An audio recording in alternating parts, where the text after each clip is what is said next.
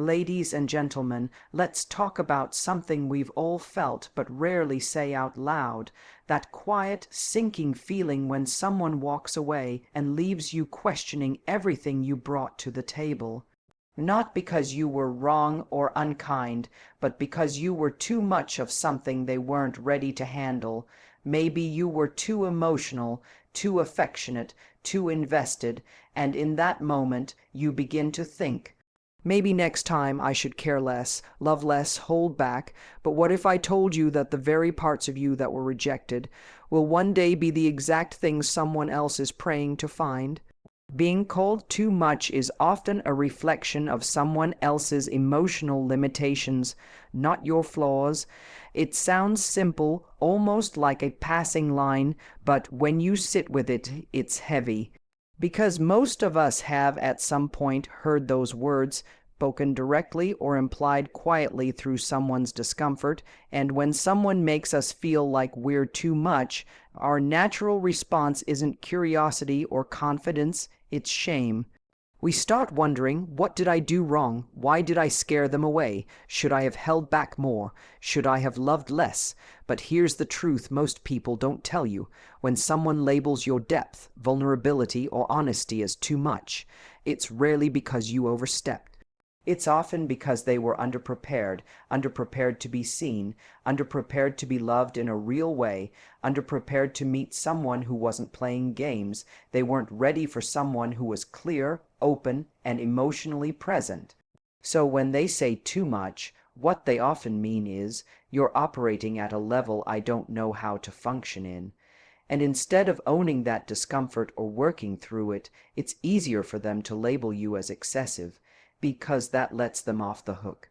That allows them to walk away feeling justified while you're left second, guessing the very things that make you who you are. Think about it. If you express your feelings early on, you're told you're too emotional.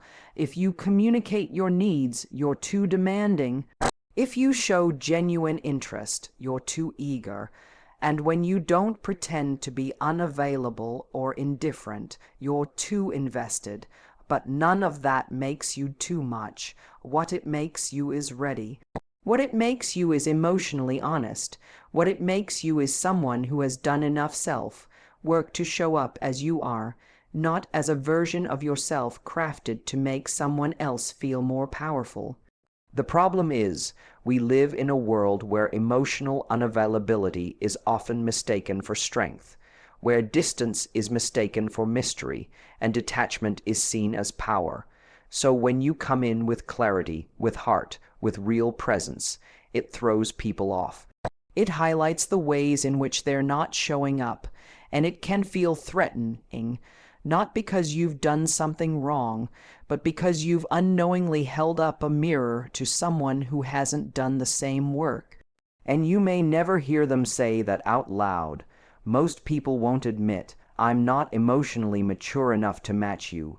Instead, they'll disappear, they'll send mixed signals, they'll say things like, I'm just not ready, or worse, you're too intense for me. But what they're really saying is, you made me feel things I wasn't ready to feel. You asked for a level of presence I wasn't prepared to give. You invited honesty, and I'm not used to being that exposed. That's not a judgment. People grow at different speeds. Some are still hiding from parts of themselves. Some are just beginning the process of learning how to communicate clearly. Others are still tangled up in their own fears of intimacy or rejection. But their discomfort with your emotional availability doesn't mean you're broken.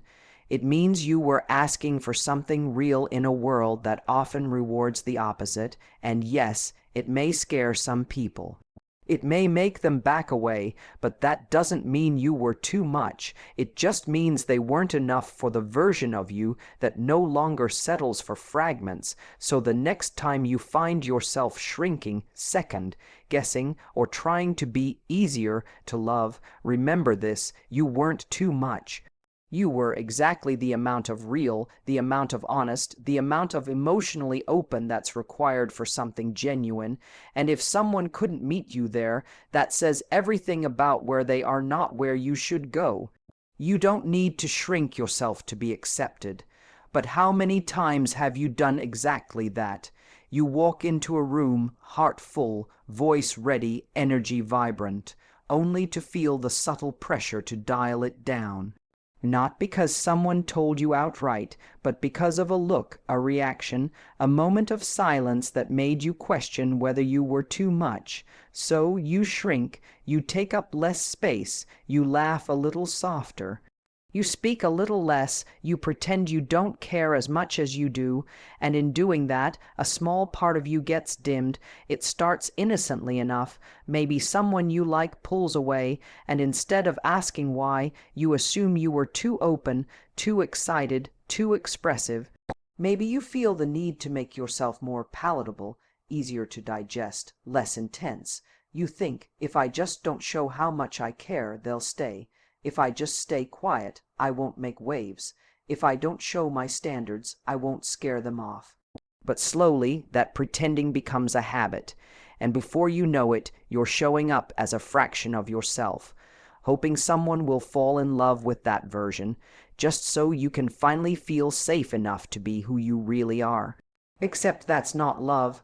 That's fear dressed up as connection, and it never works, because the acceptance you're chasing isn't real if it's based on a diluted version of you. If someone can only handle the quieter, simpler, less expressive side of you, they don't truly see you. They're in love with a highlight reel, not the full film, and when you start living like you're too much, you rob yourself of the one thing that's most magnetic, your wholeness. Shrinking yourself doesn't lead to love. It leads to resentment. It leads to exhaustion, because you have to constantly filter yourself, question your every move, and calculate every word. And what's worse, you start believing that your value is based on your ability to stay small enough to be liked. Let that sink in for a moment. There are people who will find your intelligence intimidating. That doesn't mean you should stop sharing your thoughts. There are people who will find your passion overwhelming. That doesn't mean you should stop caring. There are people who will think your honesty is too direct. That doesn't mean you should start hiding how you feel. You weren't made to be smaller so someone else can feel bigger. You weren't designed to walk on eggshells around people who are scared of someone who knows who they are, and love, real love, was never supposed to feel like a performance you have to keep up. The right kind of connection doesn't require you to be less. It holds space for you to be more. It allows you to express, to feel, to show up without having to edit yourself.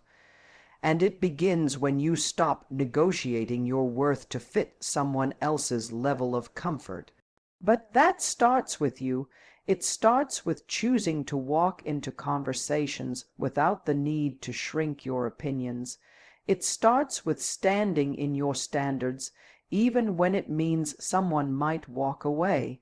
It starts with being okay with someone saying, "You're not for me," instead of always trying to become whatever version might get them to stay. You are not meant to be a shifter. You are meant to be known, fully, truly, honestly.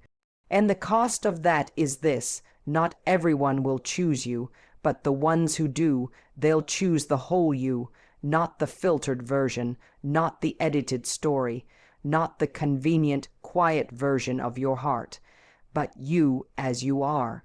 And the irony is, the more you stop trying to be accepted, the more you naturally attract people who respect you, because there's nothing more magnetic than someone who is unapologetically themselves. So no, you don't need to shrink yourself to be accepted. You just need to stop confusing silence with safety and shrinking with love, because you, just as you are, have always been enough. The right person will value the very things others rejected.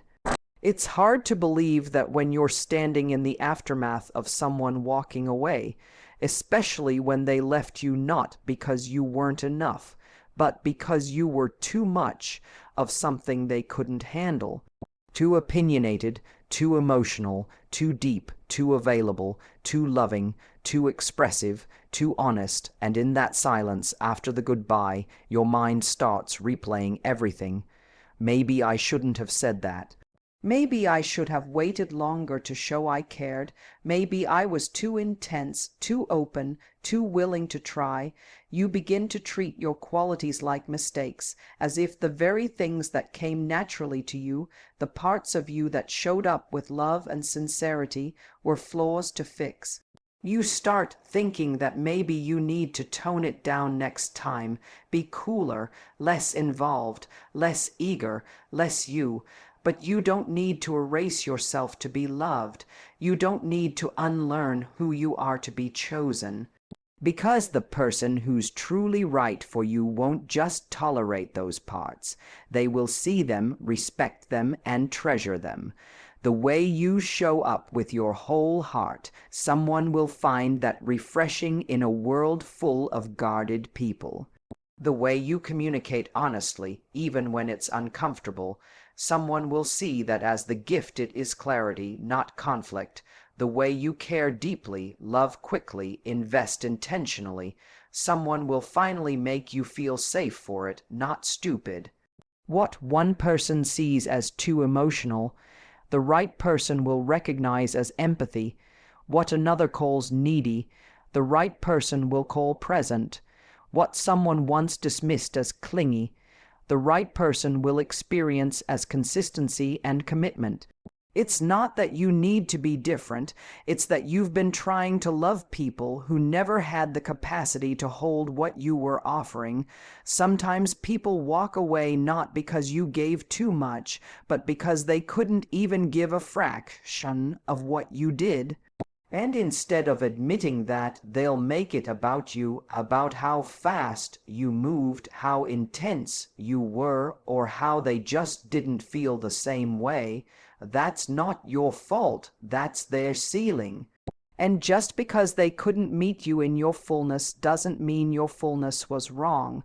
It just means they weren't your match, they weren't your mirror, because the right person won't flinch when you show emotion. They'll lean in.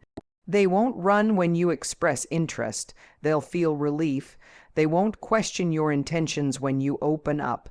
They'll match them. Imagine someone who listens not to respond, but to understand. Imagine someone who feels lucky that you love so deeply because they've spent years searching for someone who even could. Imagine someone who doesn't need you to shrink to feel safe, but feels safest when you're at your full, unapologetic height. That person is out there not because you need to find them like some treasure hunt, but because when you stop trying to be accepted by the wrong people, you start becoming visible to the right ones. The ones who are also tired of pretending, the ones who are done playing, the ones who crave truth, depth, connection, the very things you've been made to feel guilty for. There's someone who will meet your fire with their own. Someone who will listen to your overthinking and say, I get it, I do that too. Someone who will appreciate the way you check in, because it makes them feel seen in a world that often ignores. You won't have to beg for their attention. You won't have to guess how they feel, and you'll never have to water yourself down just to keep them around, because everything you were told to hide, your softness, your strength, your standards, will finally feel like the exact right amount. The right person will look at the things others called too much and say, that's exactly what I've been waiting for. You don't need to be less in order to be loved. You don't have to hide your heart just to be held. The right person, the person who is emotionally available, secure, and truly ready, won't flinch at your depth, your honesty, or your passion. In fact, they'll see those things and feel lucky. So stop editing yourself for people who were never meant to hold your truth. Because one day, someone will walk in and show you that everything others once rejected was actually the very proof you were always worth choosing.